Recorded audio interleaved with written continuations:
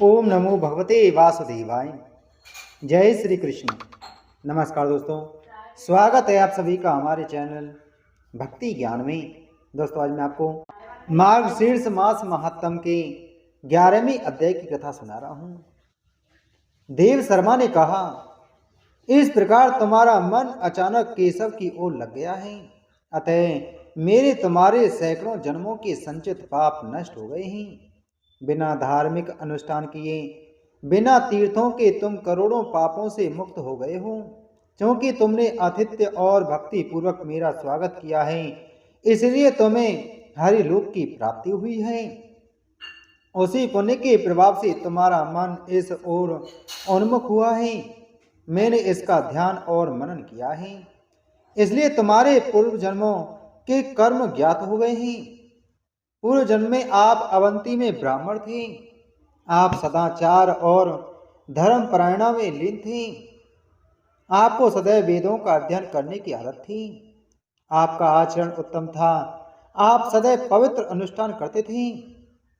एक बार तुमने 10वीं तिथि के आने पर भी भगवान विष्णु का एकादशी व्रत किया था। उस पाप के कारण तुम्हारे सारे पुण्य नष्ट हो गए थे। शूद्र स्त्री के पति ब्राह्मण की तरह सब कुछ व्यर्थ हो गया। तुमने हजारों वर्षों तक नरकों की यातनाएं सही। इसीलिए तुमने बहुत समय तक अनेक पाप कर्म किए हैं।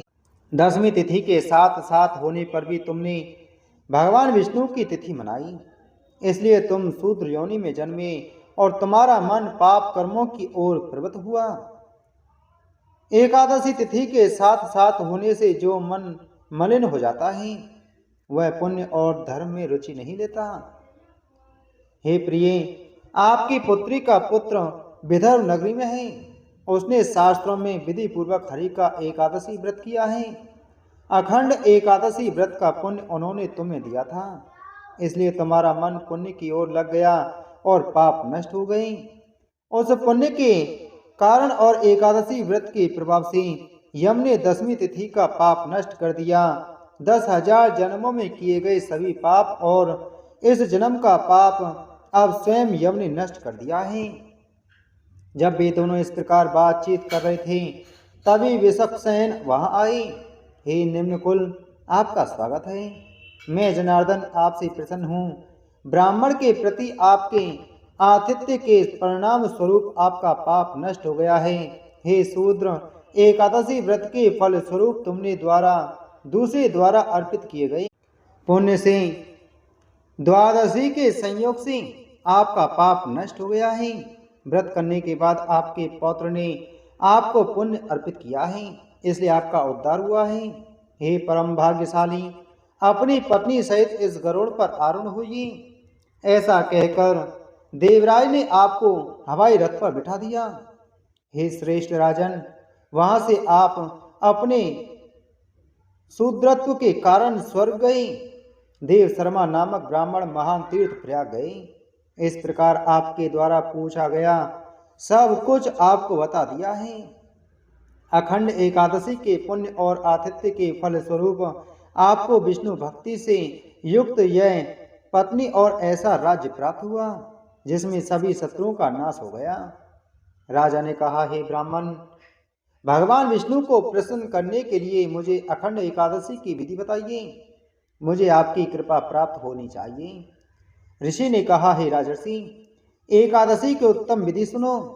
यह भगवान विष्णु ने पहले नारद जी को सुनाई थी। मैं तुम्हें सब कुछ बताऊंगा, सब कुछ सुनाऊंगा। मैं उस उत्तम उद्यापन व्रत के बाद समापन संस्कार का वर्णन करूंगा। हे पुरुषों में श्रेष्ठ, इस उत्तम अखंड एकादशी व्रत को मार्गशीर्ष तथा अन्य मासों में द्वादशी तिथियों में करना चाहिए। द्वादशी के दिन उसे नक्त भोजन करना चाहिए। उसे एकादशी के दिन उपवास करना चाहिए। द्वादशी के दिन उसे एक बार भोजन करना चाहिए। इसे अखंड कहते हैं। नक्त शब्द से हमारा तात्पर्य दिन के उस 8वें भाग से है जब सूर्य बहुत मंद हो जाता है। भोजन उसी समय किया जाता है, रात में नहीं। जो व्यक्ति भगवान विष्णु का भक्त है, उसे 10वीं के दिन निम्नलिखित 10 चीजों से दूर रहना चाहिए। बेल धातु के बर्तन, मांस, मसूर, दाल, चना, क्रोधव, नामक अनाज, साग, शहद, अन्य पुरुषों का भोजन, बाद का भोजन और संभोग। यह विधि दशमी के दिन के लिए है। एकादशी की विधि सुनो। विष्णु भक्त को एकादशी के दिन इन 10 बातों से बचना चाहिए। बार बार पानी पीना, हिंसा, अशुद्ध आदतें, असत्य बोलना, पान चबाना, दांत साफ करने के लिए टहनियाँ, दिन में सोना और मैथुन करना, पासा खेलना, रात्रि में सोना और पतित व्यक्तियों से बातचीत करना। वह इस मंत्र का जाप करेगा। हे केशव, आज मैं अपनी पत्नी के साथ भोग नहीं करूंगा, आज मैं भोजन नहीं करूंगा। हे देवराज, आपकी प्रसन्नता के लिए मैं दिन रात संयम का पालन करता हूँ। जब इंद्रियां सो जाती हैं तब दुख और कलेश होता है। भोजन और मैथुन का संगम होता है।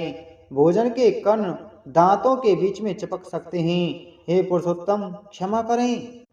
उपवास शब्द का सामान्य अर्थ उपवास करना होता है, लेकिन वास्तव में इसका अर्थ है वह पापों से दूर रहता है और अच्छे गुणों के साथ रहता है। इसका अर्थ शरीर का सुख जाना नहीं समझना चाहिए। द्वादशी के दिन भगवान विष्णु के भक्त को पूर्वोक्त 10 वस्तुओं के साथ साथ प्राय भोजन और मधु, शहद या मदिरा का भी त्याग करना चाहिए। उसे मर्दन आदि लेप आदि का प्रयोग से भी बचना चाहिए। वह इस मंत्र का जाप करेगा। आज मैं पुण्यदायी और पवित्र द्वादशी का व्रत कर रहा हूँ। यह पवित्र और पापों का नाश करने वाली है। इति श्री स्कंद पुराण के वैष्णव खंड के मार्गशीर्ष महात्म का 11वां अध्याय संपूर्ण हुआ। बोलो मार्गशीर्ष महात्म की जय। बोलो विष्णु भगवान की जय।